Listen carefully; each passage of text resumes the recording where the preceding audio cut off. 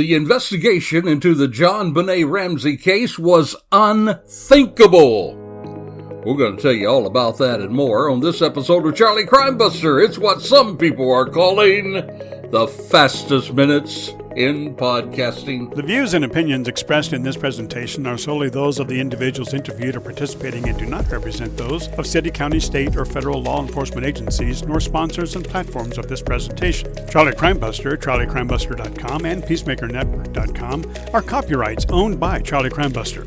All individuals described or mentioned in the presentation should be considered innocent until found guilty in a court of law. This presentation contains subject matter such as violence and graphic descriptions, which may not be suitable for all audiences. Listener and viewer discretion is advised. Well, hello and welcome to this episode of Charlie Crime Buster. So glad to have you on the Charlie Crime train today. We've been in a series about the unthinkable, the Idaho College murders. What if the unthinkable were to take place?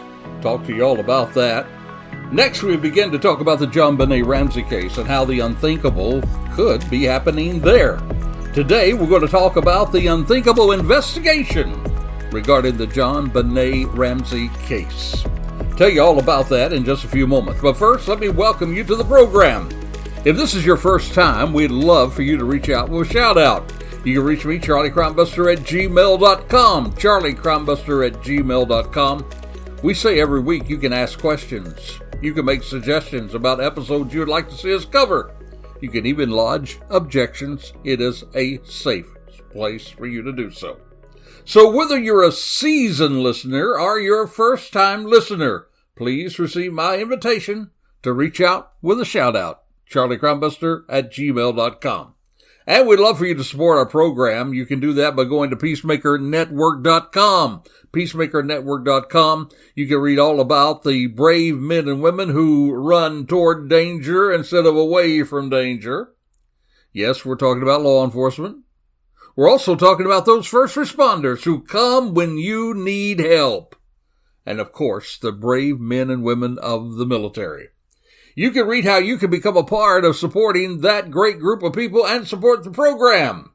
By becoming a badge, BADGE supporter, go right on over there to peacemakernetwork.com. If you'd like to get caught up on other episodes, this is our third one in the Unthinkable series. If you'd like to catch the first one and the second one, go right to charliecrimebuster.com. There you'll find those series. And of course, join us on our YouTube channel. All you got to do is go to YouTube, /it Charlie Crime Buster, tag it Charlie Crime Buster. You'll find us right there. Hey, I tell you what, we'll make it easy for you. Every one of these links going to be in the show notes. All you got to do is click, boom, and you will be there. All right, let's get right into our focus today. On Sunday evening, December the 25th, and Christmas of 1996, Jon and Patsy Ramsey, with their daughter Jon Benet and their son Burke, they attended a holiday party at one of their friends' residence. It is the time for festivities. It's just Christmas time. Well, they returned home that Christmas night about 10 p.m. and they got ready for bed and went to sleep. You see, the next morning, the family was scheduled to fly to Michigan. They were going there to be with Jon's older kids, his older kids who could not come to Boulder. It would be what you call a sort of second Christmas celebration with the family. And as they tell the story, Jon got up, was shaving. Patsy, Jon Benet's mom, well, she went downstairs to get ready for the morning, maybe start some coffee. That, my friend, was when the world turned upside down for the Ramsey family. First, there was a terrifying scream from Patsy. As Patsy got at the end of that spiraling staircase, they're taking her to the second floor of the residence, she saw papers all spread out, some on the steps. She began to read those papers, somewhat puzzling as she began to read them, but then she read the words that stopped her world. She read the words, "We have kidnapped your daughter." She immediately ran to Jon Benet's bedroom, but Jon Benet was not there. Jon, who had heard her scream and realized what was going on, told her to immediately call 911, call the police. She dialed 911. The police arrived at the scene. Police searched the house. They closed off Jon Benet's bedroom. Patsy called the friends that they were with the night before, asked them to come over to support. Then they asked other friends to come over to support, and pretty soon a lot of friends began to arrive at the Ramsey house. Now that note that said we kidnapped your daughter, it also called for a ransom. And the ransom note called for $118,000 and stated that they would contact Jon the next morning between 8 and 10 p.m. It also told them not to tell anybody else about what was going on. Now, Jon Benet's brother, 9-year-old Burke, he was there in the house, so they thought they would take him to a friend's house so he would not be in the middle of this intense time for the Ramseys. So people and the police were all gathered at the Ramsey house awaiting the call from those who took Jon Benet. Said they would call between, again, 8 a.m. and 10 a.m. Now, police had already made arrangements to record the conversation, perhaps even trace the call. But the police, the majority of them, all left to go back to the station to work on the case, leaving only one of their own to wait with the family, a female officer by the name of Arndt. Now, Arndt arrived at the crime scene just after 8 a.m. That was after she got a call from her sergeant. She went on in an interview to say, quote, he said there's been a kidnapping. It involves a 6-year-old girl. There's a 2.5-page ransom note. That's what she told ABC News back in 1999, explaining that she was sent to the Ramsey home to monitor a phone call between the author of the ransom note. And that call again was expected to come between 8 a.m. and 10 a.m. She goes on in her interview and she says 10 o'clock comes and goes and there's no acknowledgement in the house from anyone that the deadline imposed by the author of the ransom note has come and gone. That's what, again, she said in a news interview. By 10:30 a.m., she said she was still the only officer in the Ramsey home. Unbelievable to me, but she was the only officer in the Ramsey home, and allegedly she called for backup repeatedly, according to her, but none arrived. That's interesting, isn't it? But that ransom call that they were supposed to make back to Jon the next day, the family the next day, the call never came. Well, Officer Arndt, she told the interviewer that she had a feeling of tremendous amount of pressure as this time continues to pass and no news coming about where the child was. And she goes on to say that at 1:01 p.m., in an attempt to break the mounting tension in the house, Officer Arndt says, well, she instructed Jon Ramsey and a friend of his by the name of Fleet White to search the house again and to look for anything suspicious, even though it had supposedly already been gone through by officers earlier that morning. And again, according to this news interview, Arndt said she told them not to touch anything. Then they headed to the basement. Soon after that, screams from the basement, calling for an ambulance. Now, Jon and Fleet, they went to the basement because, in Jon's words, this was the most likely place someone would have made entry into the house. It appears he had been locked out once, and he himself had come through the basement window to get into the house, had to break the window. There was a broken window down there. Later, he said he thought he had requested for it to be repaired. Remember now, Jon, he was a businessman. Often such jobs as that was hired out to others. But when Jon and his friend were down there, Jon noted that the window had not been repaired, but he also noticed a suitcase. A suitcase at the bottom of the floor and the window above them. He even pointed out to his friend Fleet that suitcase was not there before and should not have been there then. The next thing that takes place is Jon opens the door to a room off the train room. The train room, you see, was a room that the children had played in, had a play train and other things down there. And when he opened that room off the train door, was like a little wine cellar, though there was no wine there, actually a coal room. And when he opened that door, he saw little Jon Benet's body lying on the basement floor. Here is what Jon said in an interview to Barbara Walters in 2000. He says, quote, "I knew instantly what I found. She was lying on a white blanket. The blanket was wrapped around her. Her hands was tied above her head. She had tape over her mouth." He went on to say, "I immediately knelt down over her, felt her cheek, took the tape immediately off her mouth. I tried to untie the cord that was around her arms, but I couldn't get the knot untied." Jon Ramsey then brought his daughter upstairs, laid her on the floor, hoping that she was alive.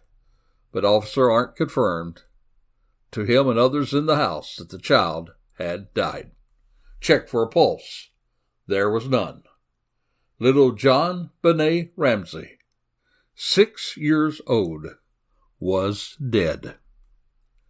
Well, then, of course, more police invaded the home. They sent the Ramseys to a friend's house. They declared the house a crime scene. Well, today, my friend, we're going to take a closer look at the investigation into the murder of Jon Benet Ramsey. From the very beginning of this investigation, missteps and oversights marred the investigation. These were later proved to be detrimental to solving this case. And the Boulder Police Department, for sure, faced intense scrutiny from the way they handled the case. And as you will see today, the department did not fare well under that microscope. But before we get into the investigation, the unthinkable investigation, I'd like to take a quick break and introduce you to Charlie Crimebuster's Crazy Crook of the Week. Well, as you know, we tell this story to kind of lighten the load of what's happening. This is a Florida woman, not a Florida man, but a Florida woman, another Florida woman. Florida women are getting as bad as Florida men down here, I'm afraid. Well, she's back behind bars just days after being released on a bond for drug trafficking. This was after deputies found meth in her tote bag. Tara Narca, she was her latest legal troubles actually began with a car she was a passenger in, was pulled over by a deputy in Brevard County Sheriff's Office. They wrote about this on their Facebook page. Deputy Lexi Gordon's K9 unit dog, well, he detected something was amiss in a few bags belonging to Accra. Those bags were inside the vehicle. Now the driver let the deputy search the car, insisting that nothing illegal should be inside. That's what the sheriff's office said. But the driver was mistaken. The bags were loaded with illegal contraband. That's according to cops. They found meth, needles, Narcan, digital scales, small baggage, cut straws, and a lot of other things that you associate with drugs. It was all in the bag. And Accra Wells, 31 years of age, she was swiftly arrested, charged with trafficking in meth, possession of meth, intent to sell, possession of drug paraphernalia. Her charges, well, they're practically identical to one she was facing earlier in the month. But however, my friend, the thing that makes this crazy, the bag. The bag that all those drugs were in was in a big tote bag, and on the bag implanted in large print, quote unquote, definitely not a bag full of drugs. Now, my friend, you gotta know, if you're toting a bag that says definitely not a bag full of drugs, it is crying out for the police to take a look, for the po-po to take a better look at it. And they did take a better look, and surprise, surprise, surprise, that bag that was labeled definitely not a bag full of drugs, it was a bag full of drugs. And so, my friend, this crazy Florida woman who carried her drugs in a tote bag that was implanted with the words on the outside, definitely not a bag full of drugs, but was a bag full of drugs, is, yes indeed, Charlie Crimebuster's Crazy Crook of the Week. Well, back to the focus of the investigation. My friend, you can't make those stories up for sure. You know, it's perhaps understandable, if not that this was so serious, that the Boulder Police Department was not really prepared for this type of a case. There were very few homicides in the town. I actually heard that this was the only one for the year, and the year was almost closing back in 1996. And they had not investigated a case like this, where there was a kidnapping and a ransom note at the same time. They were just not accustomed to this type of a crime. And it became a high crime. A lot of people began to look at this case. Now, that officer that was left on the scene, she really wasn't a seasoned detective, but she was the only police officer there in the house for roughly 5 hours. I can't understand. Here is a girl that has been kidnapped, and you leave one officer to deal with all kinds of people in the house while they're waiting the call from those who had taken this little girl.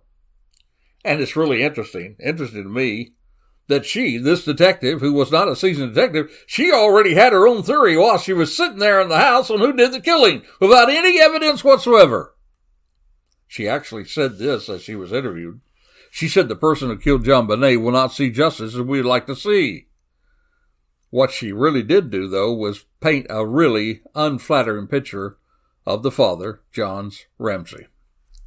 You see, when she first arrived at the house, she described him as cordial. They said, did he seem upset? She said again, he was cordial. Then she said, I remember Jon looking in the kitchen, looking through his mail. I made a note. Here he is waiting for the call, and he's looking through his mail, wondering where it came from. She said this stuck out to her. But Jon Ramsey says he was looking to see if the kidnapper had put another letter through the mail slot. Makes sense to me. Then the detective saw him bring up the little girl, laid the little girl there on the floor, asked for help. She said she turned around and told John to call 911, told John to call 911. Now, why she wouldn't just use a radio and summon help, I don't know why, but she told him to call 911. And she said now, when he turned to look at her, she immediately felt for her gun. What?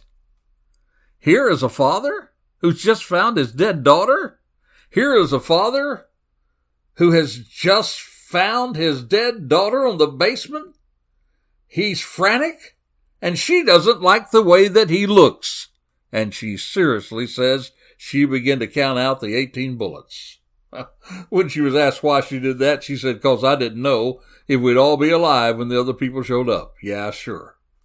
She said, I knew what happened. I knew what happened to her. Now, this lady, without any evidence whatsoever, being there with the family, babysitting the family, and all of those friends there, suddenly she knows what happened without any evidence whatsoever. Did you get that? Now, she came to that conclusion with no evidence, just from a look she got from Jon, who found his daughter dead on the floor. Oh, my friend, how in the world could anybody think that this is a serious investigation if you take a look from somebody and say you figured it out? And, my friend, history backs up the fact that this lady officer was not qualified to be in the role that she in. She may have been required to be there, but she was not qualified to be there. And I believe history backs that up. You see, she retired just a couple of years later with a tarnished reputation. Even had a lawsuit that wasn't decided in her favor. That was in June 1999. It was dismissed by U.S. District Judge William Downs, even after the 9th day of testimony. Following that, this officer worked briefly for the University of Colorado. Fired after 5 months. She even tried to find employment with the U.S. Census Bureau in 2000, but they wouldn't even hire her.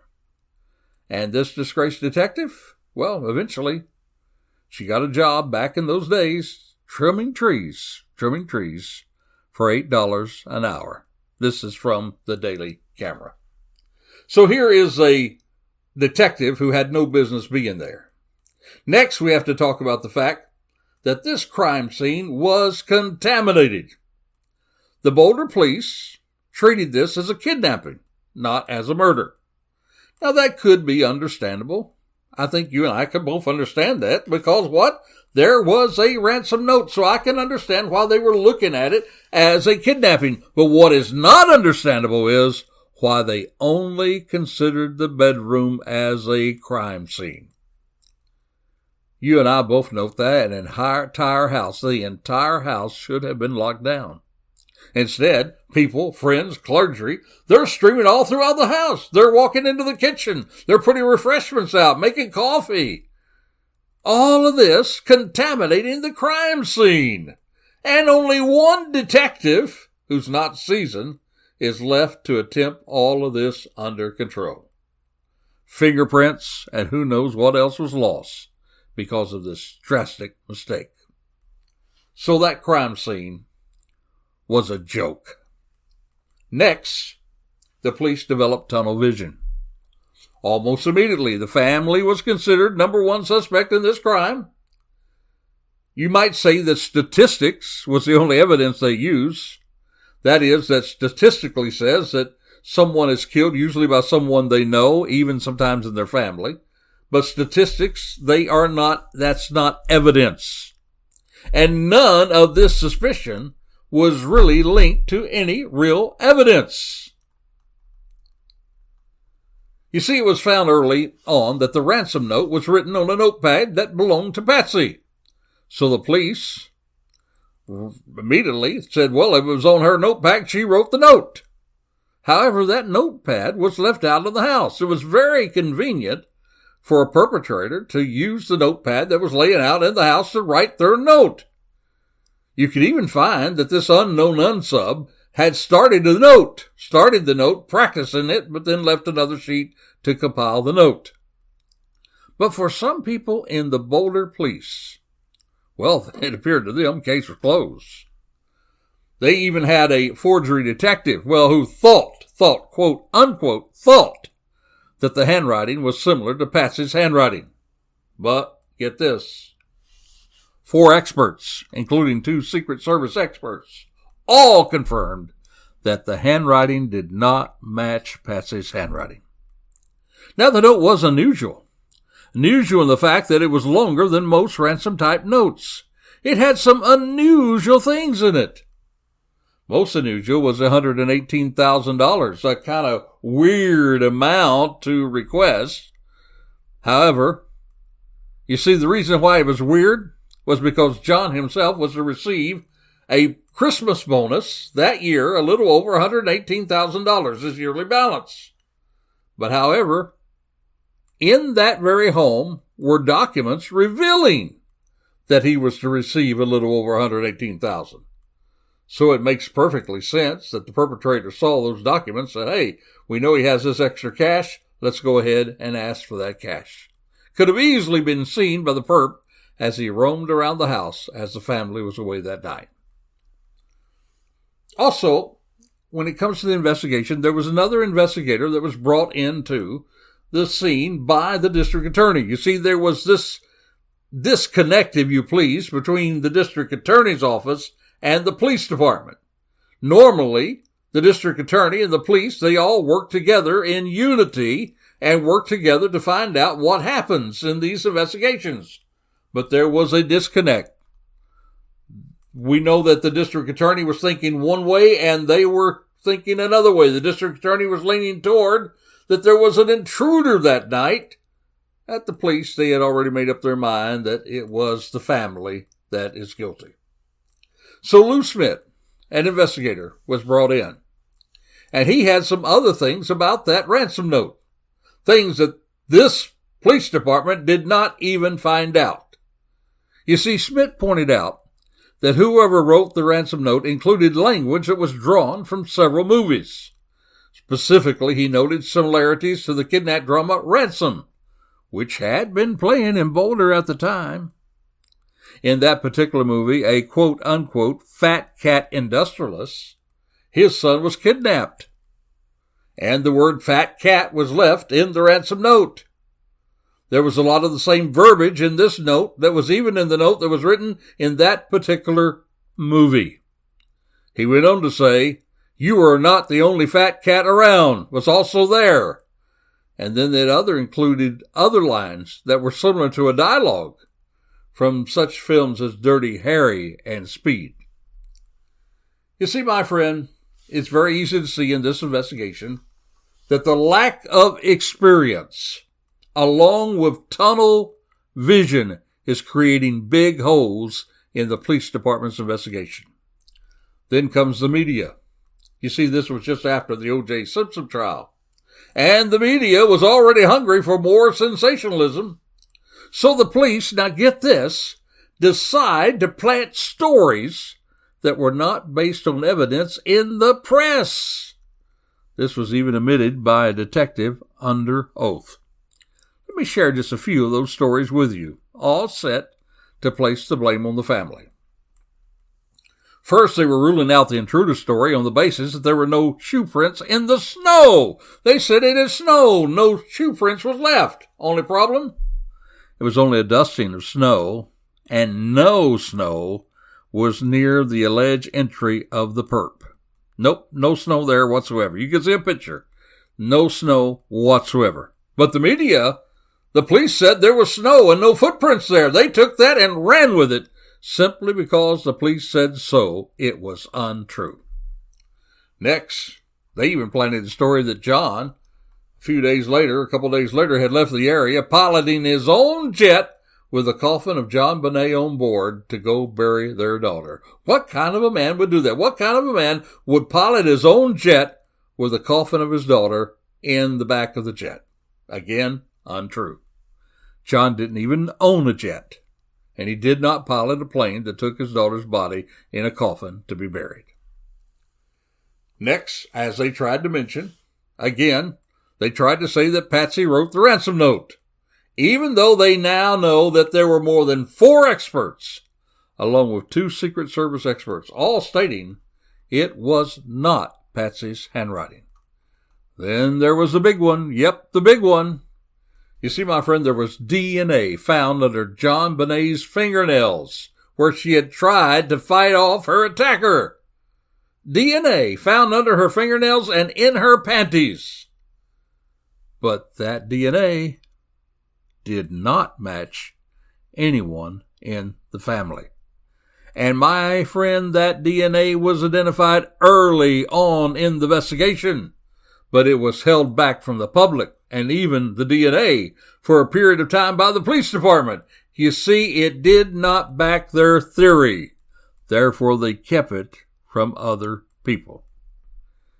You see, the problem with the police was that their investigation was theories, just theories, without any fact-based evidence.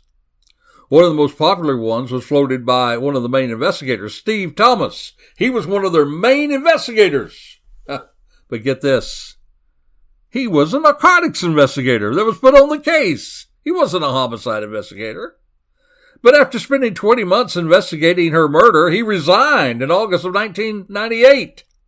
Then he published his own book, which he claimed Patsy Ramsey killed her daughter.